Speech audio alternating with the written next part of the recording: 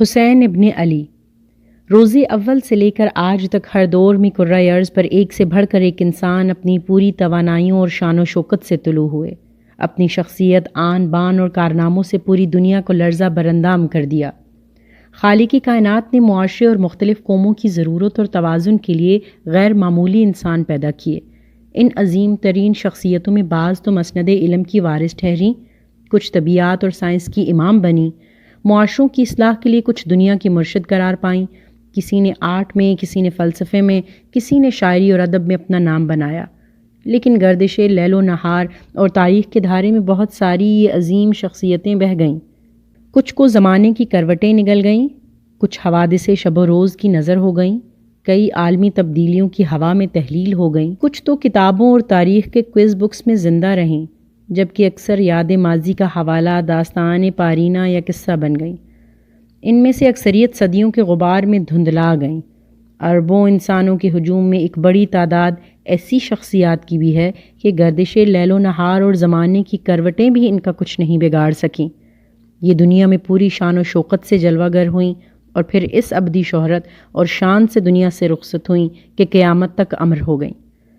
یہ وہ شخصیات تھیں جنہوں نے وقت، سوچ، دل و دماغ، جذبات، تاریخ اور سمت کو پوری طرح اپنی گرفت میں لے کر اس طرح خود کو مقام امر پر فائز کر لیا کہ صدیوں کے غبار میں دھندلا ہونے کی بجائے ان کا نام اور کام اور نکھرتا جا رہا ہے۔ ہر گزرتے دن کے ساتھ ان کی شان و شوکت اور روشنی میں اضافہ ہوتا جا رہا ہے۔ انہی میں ایک نام جناب حضرت حسین کا ہے۔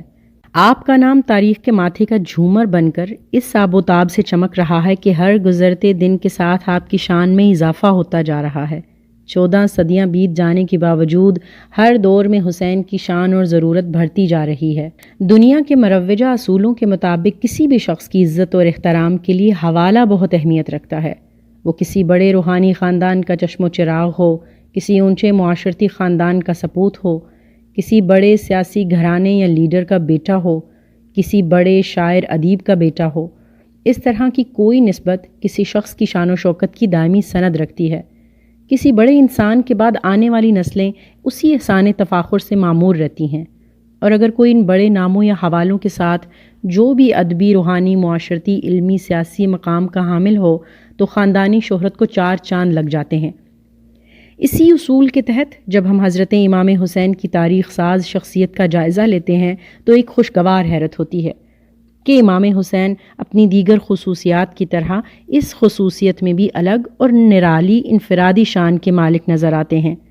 کیونکہ جو عظمتیں، شان اور نسبتیں امام حسین کے مقدر میں آئیں وہ نسل انسانی کے کس نوا سے، کس نور نظر، کس کے لخت جگر اور کس کے بھائی کو ملی۔ یہاں پر ایک سے بڑھ کر ایک ایسی شاندار، لازوال اور عظیم بزرگی اور نسبت کہ دیکھنے کے لیے کوہ ہمالیہ جیسا قد کاٹ چاہیے،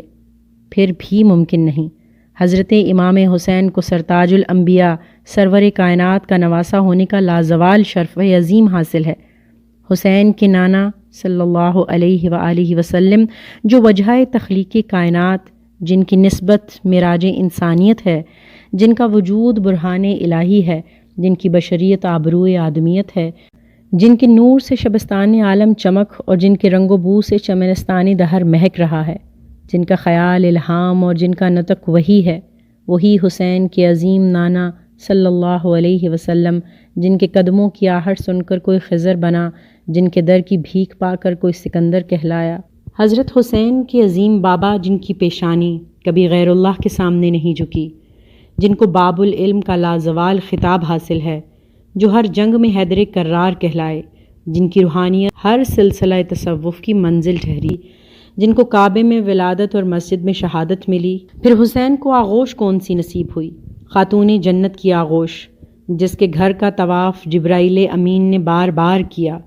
جس کو محبوب خدا، نبیوں کے سردار صلی اللہ علیہ وسلم نے بار بار لخت جگر اور گوشہ دل کہا،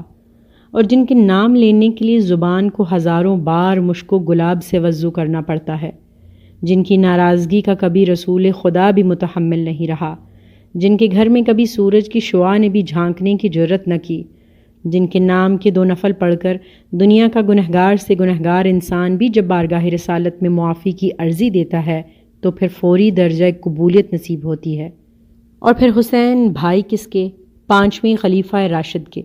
جن کے ایثار نے ملت کا وقار بڑھایا، جنہوں نے حکومت پر وحدت امت کو ترجیح دی، جن کی تباہ صلح پسند نے قوم رسول ہاشمی صلی اللہ علیہ وسلم کو شیرازہ بند رکھا،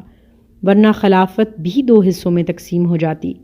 امام حسین کی شان اور الگ خوبی یہ ہے کہ کائنات کی عظیم ترین ہستیوں اور حوالوں سے جڑے ہوئے ہیں۔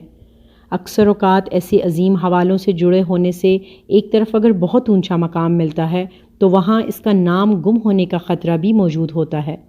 امام حسین ان حوالوں سے ایک لافانی شہرت اور پہچان کے حامل تو ہیں ہی، اس کے ساتھ ساتھ تاریخ میں ان کا اپنا ایک الگ اونچا مقام اور باعزت نام بھی موجود ہے۔ نبیوں کے سردار صلی اللہ علیہ وسلم کا نواسا ہونا، ولیوں کے سردار کا بیٹا ہونا، عظیم ماں کا فرزند ہونا سعادت اور اعزاز تو ہے ہی، مگر یہ آزمائش بھی کم نہیں۔ عظیم نانا اور باپ کی عظمت کی لاج رکھنا، عظیم مقدس ماں کی آغوش کا حق ادا کرنا کوئی معمولی آزمائش نہیں، اور اس کے ساتھ ہی اپنی الگ منفرد شناخت بنانا بھی۔ اور پھر جب اسلام پر مشکل وقت آیا تو امام حسین نے ملوکیت یزید کے مقابلے میں جرأت اور استقامت دکھا کر میدان کربلا میں باطل کے سامنے کھڑا ہو کر نہ صرف اپنے عہد میں باطل کی قوتوں کو پاش کیا، بلکہ قیامت تک انسانی تاریخ کا رخ موڑ دیا اور مشعل راہ بنے۔ واقعہ کربلا کے بعد بہت ساری موروثی حکومتیں قائم رہیں، لیکن کسی دور میں بھی انہیں جواز نہ مل سکا۔ سانحہ کربلا کے بعد سے آج تک کسی دور میں بھی ملوکیت کے خلاف آواز بلند ہوئی، تحریک چلی، انسانی حقوق کے لیے لہر اٹھی، معاشی انصاف اور حق خود ارادیت کی آواز اٹھی، ظلم و جبر کے خلاف نفرت کا جذبہ پروان چڑھا، تو یہ شہادت حسین کا ثمرہ ہے۔ کسی بھی دور میں جب بھی کسی فرعون یزید نے اپنی طاقت کے بلبوتے پر حق کی زبان دبانے کی کوشش کی، تو ہر دور میں ہر اسلامی تحریک یا انقلاب کے وقت ضرورت پڑی تو امام حسین کے کردار کی، نظریے کی، سچ کی، باطل کے خلاف کھڑے ہونے کی، ہر دور کی ضرورت امام حسین ہے۔ انسان کو بیدار تو ہو لینے دو، ہر قوم پکارے گی ہمارے ہیں حسین۔